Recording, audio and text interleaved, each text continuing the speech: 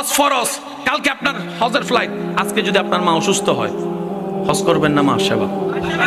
আপনি এখন হুজুরের কাছে আসছেন, হুজুর আমার তো ফ্লাইট টাইট সব শেষ, ফরজ একটা হজ, আমি এখন কি করব, মা তো অসুস্থ। হুজুরও বলবে তুই যদি মা ফেলাই হজের দিকে যাস, কবুল হবে না? যায় সব কামাইতে যাই গুনাহ কামাবি। হজে গেলে কি সওয়াব, কিন্তু আজকে যদি তুই যাস তুই গুনাহ কামাবি। কেন? মা অসুস্থ। এত বড় ফরজ, জান্নাতে যাওয়ার একটা বড় জরিয়া হজ, সওয়াবের ভান্ডার। আল্লাহ পাক বলে যায় আমারটা বাদ দে, মারটা কর, মারটা কর, মারটা কর। আল্লাহ এটা তো ফরজ, রব বলে যে আমার আর তোর ব্যাপার তো, আমি তো রহমান মাফ করে দিব, সমস্যা নেই, মারটা কর।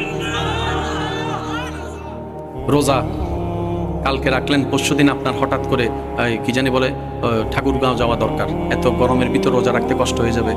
আল্লাহ পাক বলে বান্দা ফাললে